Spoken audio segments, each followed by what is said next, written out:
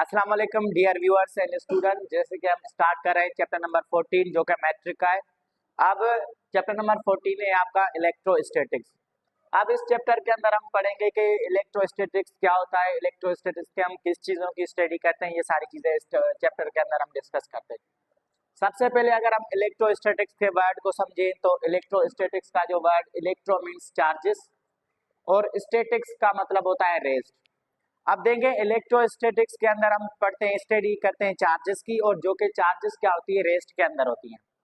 अब हमें पता है कि इलेक्ट्रोस्टैटिक्स फिजिक्स की एक ऐसी ब्रांच होती है जिसके अंदर हम स्टडी करते हैं चार्जेस की, और वो चार्जेस क्या होती है रेस्ट पे होती है।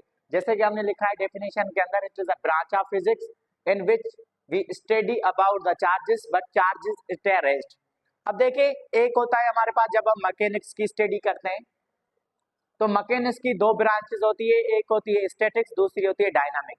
अब स्टैटिक्स के अंदर हम उन चीजों की स्टडी करते हैं जो कि आपकी क्या होती है रेस्ट के अंदर होती है। अब जब डायनामिक की हम स्टडी करते हैं तो डायनामिक का मतलब होता है कि मोशन, वो चार्जेस या वो चीज जो मोशन करे वो आपकी डायनामिक होती है। ठीक है बेटा। अब देखें, सबसे पहले हमारे पास हमें पता है कि इलेक्ट्रोस्टैटिक्स के अंदर हम स्टडी करते हैं चार्जेस की।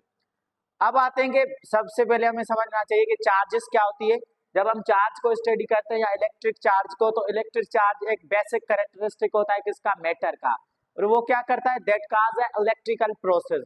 मतलब ये कि कोई भी मैटर होता है तो उसका जो बेसिक प्रॉपर्टी होती है वो चार्जेस होती है। अब उसके बाद अगर हम बात करें तो चार्जेस की, तो वो मैटर की एक बेसिक प्रॉपर्टी होती है, और हमारे पास चार्जेस की टाइप्स होती है। तो हमारे पास there are two types of charges.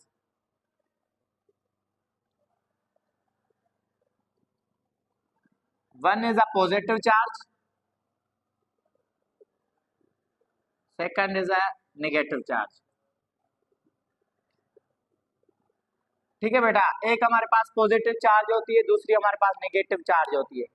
अब हमें पता है कि पॉजिटिव चार्ज और नेगेटिव चार्ज है, तो जब हम इलेक्ट्रोस्टैटिक्स के अंदर इन चार्जेस की स्टडी करते हैं तो ये चार्जेस क्या करती हैं, एक दूसरे के ऊपर फोर्स एक्सपीरियंस करवाते हैं। दो तरह की फोर्स एक्सपीरियंस एक दूसरे को करवाती हैं, एक होता है फोर्स ऑफ अट्रैक्शन, दूसरा होता है फोर्स ऑफ रिपल्जन। अब हम ये डिस्कस करेंगे कि कब फोर्स ऑफ अट्रैक्शन चार्जेस के बीच में होती है, फोर्स ऑफ रिपल्जन कब होती है उस चीज को। अब जहां पर अगर हम कहते हैं कि किसी सिस्टम के अंदर या कहां पर भी दो पॉजिटिव चार्जेस हैं, दोनों पॉजिटिव है, तो सेम चार्जेस जब दोनों पॉजिटिव हो चाहे दोनों निगेटिव हो, तो वो ऑलवेज आपस में क्या करती हैं, एक दूसरे को रिपेल करती हैं। कहने का मतलब ये कि एक पॉजिटिव चार्ज है, दूसरी भी आपकी पॉजिटिव चार्ज है, तो ये इसको यहाँ से रिपेल करेंगे, ये इसको यहाँ से रिपेल करेंगे। तो दो सेम चार्जेस के बीच में चाहे सेम चार्जेस आपकी पॉजिटिव हो चाहे नेगेटिव हो, तो वो चार्जेस एक दूसरे को क्या करती हैं, रिपेल करती हैं, एक दूसरे से कहती हैं कि दूर जा। रिपेल का मतलब होना है कि दूर होना। ठीक है बेटा। अब आते हैं कि एक हम चार्ज लेते हैं नेगेटिव चार्ज और दूसरा लेते हैं पॉजिटिव चार्ज। तो डिफरेंट चार्जेस ऑलवेज क्या करती हैं, आपस में अट्रैक्ट होती हैं। तो कोई भी अगर नेगेटिव चार्ज हो और पॉजिटिव चार्ज हो तो वो एक दूसरे को अट्रैक्ट करती हैं। जब जो भी सेम चार्जेस होती हैं वो एक दूसरे को क्या करती हैं, रिपेल करती हैं। ठीक है बेटा। अब कहते हैं कि दो सेम चार्जेस के बीच में फोर्स कौन सी होती है, तो दो बीच में चार्जेस के बीच में force of attraction, different charges के अंदर क्या होती है, फोर्स ऑफ अट्रैक्शन होती है, और सेम चार्जेस के अंदर फोर्स ऑफ रिपल्जन होती है। तो मैं लिखता हूं डिफरेंट चार्जेस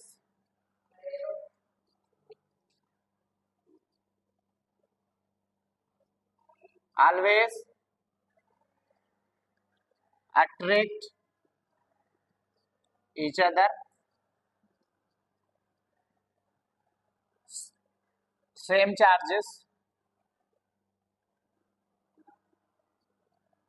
always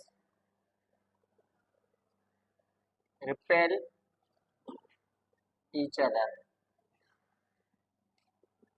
ठीक है बेटा। तो ये इस इंट्रोडक्शन लेक्चर के अंदर हमने ये पढ़ा कि इलेक्ट्रोस्टैटिक्स होता क्या है।